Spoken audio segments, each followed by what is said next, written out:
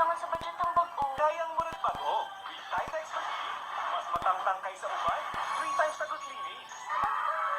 Dapat limpyo, dapat Tide. Laging pumapalo sa link ko. Bakit niya sinusubukan dito? Ayan.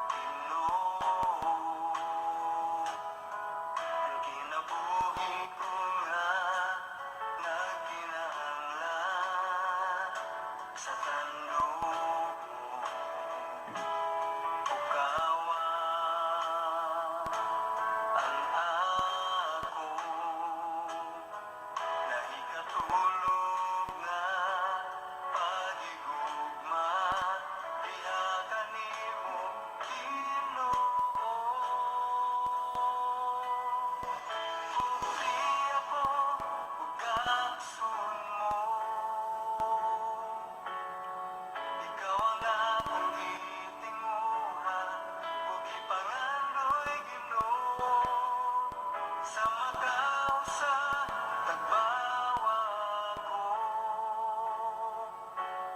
Punon mo, ani ako, Ginoo.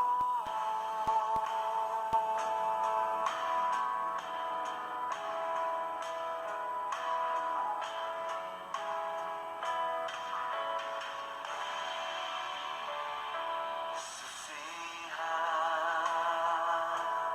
Ginoo,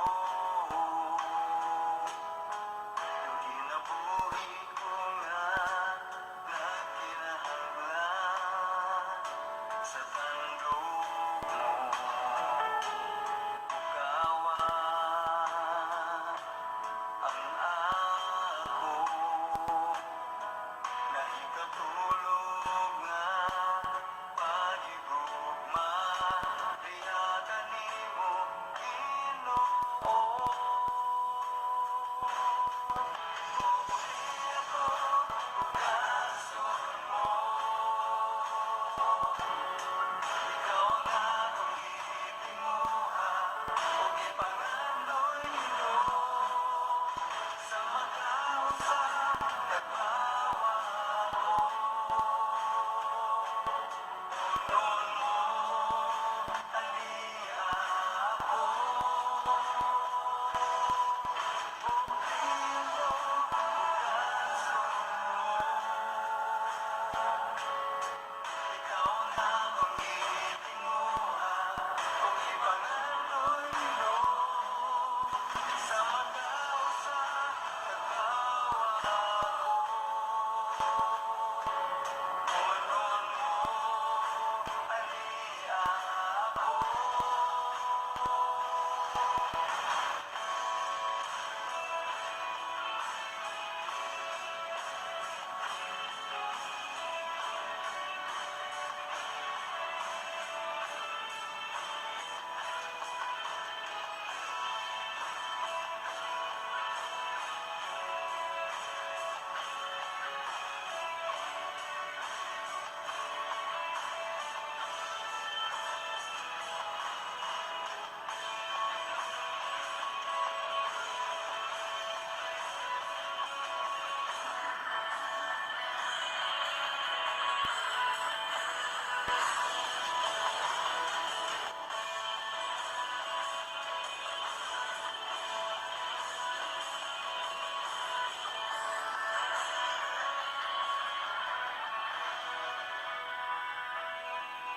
Bukti ako, bukason mo, ikaw ang akong gitinguha, ug ipanganoy Ginoo sa magaw sa tagbawa ko. Punon mo, ani ako, Ginoo.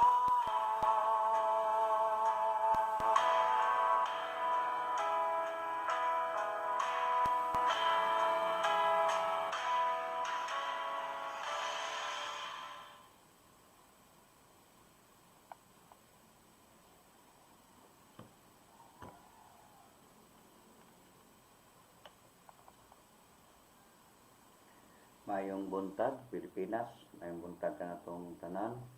Live sa karon. Ang pagpukaw sa itong mga kaigsuunan. Asa ang lapit sa Pilipinas, sa binagid sa lungsod sa Sugod. Mayong buntag ka na itong tanan. Sa mga kaila ko sa Sugod, yung man sa Katmon, sa mga kaila anak ko mga amigo na ko sa Katmon, sa Carmen, labi na gid sa Tuburan. Mayong buntag itong tanan sa tanang mga kaigsuunan.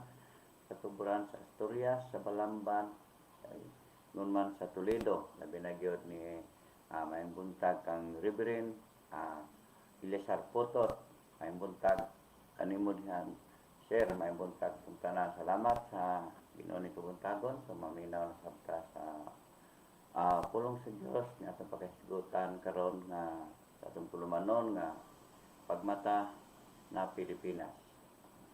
So, ang pulong sa Ginoo karon atong pakasigutan nagingon di sa Efeso Kapitulo 5 versikulo 13 ta magsugod na ito. Ingon diri, ug kon ipadayag na ngadto sa kahayag ang tanang mga butang, makita ang matuod nga kiniya niini. Kayang tanang madayag mahimong kahayag, busag ingon pagmata na hingatulugon. Bangon gikan sa mga patay ug hatagan ka ni Kristo og kahayag. Busa pagmatnong kamo pag-ayo sa inyong pagkinabuhi, ayaw kamo pagkinabuhi sama sa mga walay alamang, kundi sama sa mga maalam. Ayuha paggamit ang inyong panahon kay dawtan kining mga adlaw. Busa ayaw kamo pagpakabuang, paningkamote hinuon nga masabtan ninyo ang kabubuton sa Ginoo. Mag-ampot ang naisyon.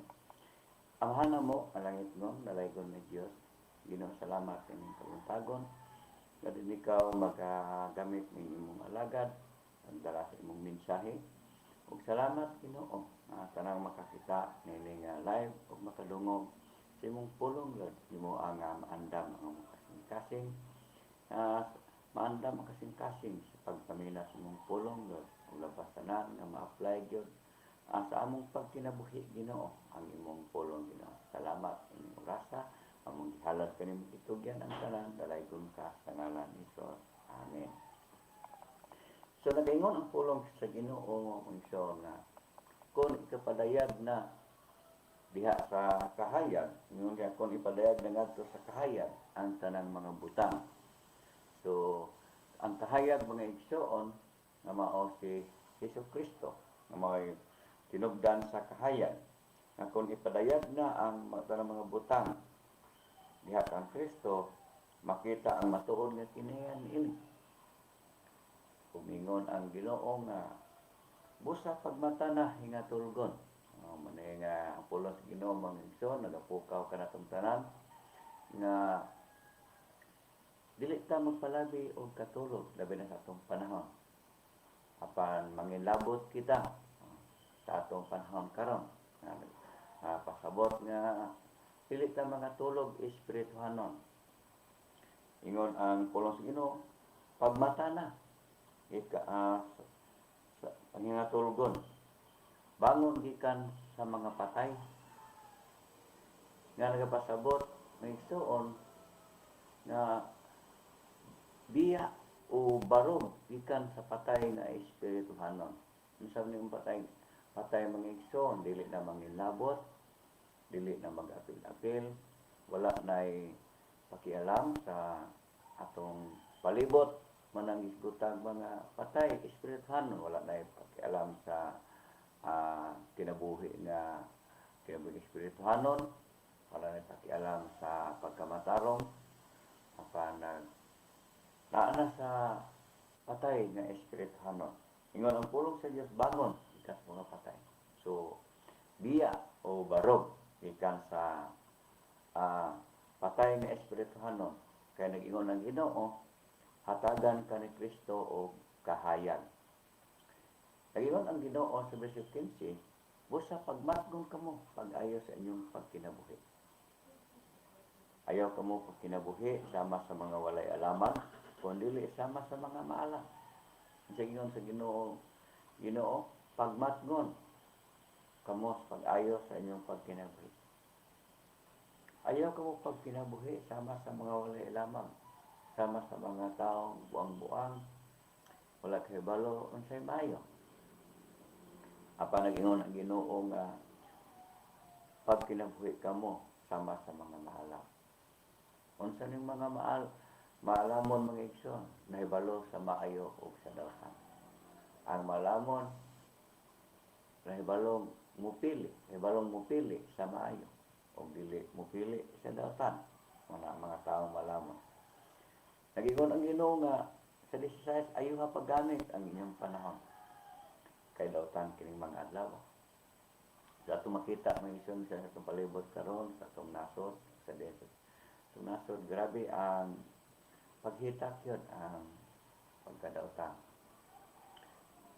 Grabe ang pag-increase sa kadautan mga igsoon. Ingon ang Ginoo, ayaw paggamit ang imong panahon kay dautan kining mga adlaw. Ingon siya sa 17, pasayaw kamo pagpakabuang, paningkamuti hinuon nga masabtan ninyo ang kabubuton sa Ginoo. Unsay paningkamuta nga masabtan nato ang kabubuton sa Ginoo. Muli nag-ingon ang Ginoo nga bangon. Bangon gikan sa mga patay. Barog, pabarog. Kay unsa gi makapatay mga igsoon? Ingon ang pulong sa Dios diha sa unang Timoteo, kapitulo 5, versikulo 6. Apan ang byuda nga mapatuyangon sa kahilayan, patay na sa espiritu bisan tuod buhi pa siya sa lawas. So ang tao dahil may igsoon nga nagpatuyang sa kahilayan, nagpatuyang sa udyaka, nagpatuyang sa kalipay-lipay, sa mga butang nga dili ikahimuot sa Dios, apan gibuhat tungod sa paglipay-lipay, ingon ang pulong sa Ginoo, patay na siya sa espiritu bisan buhi pa ang iyang lawas. Posible na ang tao ligon kay lawas, labsi kayo, energetic kayo, apan kung napatuyang siya sa mga kahilayan, patay na ang iyang espiritu, bisan buhi pa iyang lawas. Muning ang Ginoo nagaingon nga bangon gikan sa mga patay. So, nagapasabot nga dili ta kinabuhi ingon nga patay nga espirituhanon mga igsoon.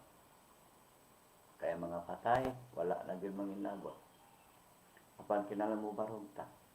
Kay ingon ang Ginoo nga ang tan-ang nagpatuyang sa kahilayan, patay na sa espiritu bisan buhi pa ang lawas. Ug may mao nag-ingon ang Biblia sa Roma 3:23 nga nakasala ang tanan og nahilayo sa Dios. Sa dihang ang tao magpatuyang sa kadautan o kahilayan, patay siya sa espiritu o mahimulag siya sa Dios. Managon sa Ginoo. Mahimulag siya sa presensya sa Dios. Yan ang gikinahanglan nato mga igsoon nga mubangon ka sa mga patay. Tungod kay ang sala mga igsoon nag-ingon ang Roma sa 3:3, ang bayad sa sala mao ang kamatayan. Nga din ang tao nga magpatuyang sa sala, dili mo biya sa sala, adunay silot nga kamatayon didto sa laing kinabuhi nga mao ang impierno. Nga din ang tao humaning kinabuhi mamatay ang atong lawas ug dal-on sa menteryo apan atong kalag ug espiritu dili ni mamatay. Matubang kini sa atong Dios nga labong kagagahom ug hukman ta sumala sa atong mga binuhatan dinhi sa kalibutan. Nagingon ang Hebreo 9:27, kinahanglan batay ang tao sa matasa ug humanyana hukman siya sa Dios. So doon gihukom ang igsoon. Adunay hukom yun sa Dios. So ingon ang pulong sa Ginoo sa gipadayan 20 versikulo 12, ingon si Santos Pablo, ug nakita ako ang mga patay inila ug dili inila nga nagbarog atubangan sa trono. Gibukhad ang mga libro ug malain pagayong librong gibukhad nga mao ang libro sa kinabuhi. Gihukman ang mga patay sumala sa ilang binuhatan nga nasulat sa mga libro. Dito makita mga igsoon nga dunay libro sa buhat, libro sa kinabuhi o libro usab sa buhat. Duha ka libro dito sa langit nga diin inig atubang nimo sa Dios sa di mamatay ang imong physical, matubang ka sa Dios ug tanawon dito ang libro sa mga buhat dinhi sa kalibutan. Klaro ning nagaingon nga gihukman ang mga patay sumala sa binuhatan nga nasulat sa mga libro. So ang paghukom sa Dios igsoon base sa buhat dinhi sa kalibutan. Moto ingon ang ingon ang pulong sa Ginoo sa unang Timoteo 5 nga ang size nga ang ang byuda nga mapatuyangon sa kahilayan, patay na si Espiritu. Ngano kaayong hukom sa Dios bis sa atong gibuhat diri sa kalibutan. Nagbase ang hukom. Mingon sa pulong sa Ginoo nga ang paghukom inila o dili inila nasa ato pa bisan pobre man ka apa na apil ka sa paghukom o dato man ka sikat man ka dinhi sa kalibutan daghan kag mga kwarta butang apan ang paghukom sa Dios simra sa mga taong pobre kay base ang hukom sa Dios pinagi sa atong buhat dinhi sa kalibutan. Ug nagaingon diha kung ato rin basa sa versikulo 13, unya ang kadagatan, ang kamatayan ug hadis mitugyan sa mga patay nga diha kanila ug hukman silang tanan, sumala silang binuhatan. Unya gitambog ang kamatayon ug ang hadis ngadto sa linaw nga kalayo. Kining linaw nga kalayo mao ang ikaduhang kamatayon. Gitambog sa ikaduhang kamatayan. Unsa ning linaw sa ikaduhang kamatayan? Linaw nga kalayo, which is ang impierno mga ison. Gitambog ang mga tao nga gihukman, nga walay nga nagbuhat ug nagpatuyang sa buhat dinhi sa kalibutan. Nagingon usab ang pulong sa Ginoo sa Pilipinas 21:8, apan ang mga talawan, ang mga wala magtuo, ang mga malaway, ang mga mamumuno, ang mga makikilawason, ug ang mga salamangkiro, ug ang mga nagsimbag, mga Diyos ug ang tanang bakakon, itambog sa linaw nga kalayo nga sopre nga maong ikaduhang kamatayon. Ingon dili mangigsoon nga ang mga talawan. Kinsa man yung mga talawan? Dili kini ang mga tao nga dili manukol gaway. Na ingon ta talawan kadi mosukol. Dili na may ipasabot sa Ginoo. Ang talawang nga ipasabot sa Ginoo katong nahadlo musunod sa kabubuton sa Ginoo tungod sa pressure, tungod sa persecution, sa mga lotos o sa mga yaga-yaga. Nga dili mo kapadayon, man ang gitawag sa Ginoo mga talawan. Nga dili mo padayon sa pagsunod sa Ginoo. Pag silang tanang mga talawan, itambog sa linaw nga kalayo kasopre mo ay parang kamatayon. Ang mga wala magtuo, kanang mga malaway, mga mumuno, mga makihilawason, mga salamangkiro, ug mga tanang nagsimba bis Dios ug ang tanang batakon, itambog diya sa linaw kalayo kasopre gumawang ikaduhang kamatayon. Pero ang Dios nato nga mga gamon igsoon si Jesus, dili gusto nga maimpierno ang tao. Dili gusto nga moadto ang tao sa impierno tungod kay ang Dios nahigugma sa mga tao. Ingon ang pulong sila sa Juan 3:16 kay gigugma pa sa Dios ang kalibutan nga mao kita. Ug tungod ini gihatag niya iyang bugtong anak aron ang tanan nga motuo kaniya dili malaglag kun dili makabaton hinuon sa kinabuhing dayon. Ingon ang pakigugma sa Dios igsoon. Gihatag niya ang bugtong anak aron magpakamatay sa cross, aron dili malaglag ang mga tao. Na silang mutuo ang mga tao kang Jesus Christ. Makabaton sila kinabuhing dayon. O gani, si Jesus nagpakamatay sa cross. Ingon ang Roma 5:8. Apan ipakita sa Dios ang gidakon sa paghigugma kanato. Kaysa makasala pa kita, nagpakamatay si Kristo alang kanato. Mao nga ang Ginoo dili gusto maadto sa impierno ang tao mission. O gani, nagsugo ang Ginoo sa mga sumusunod ni Kristo, may mo siya panglakaw kamo.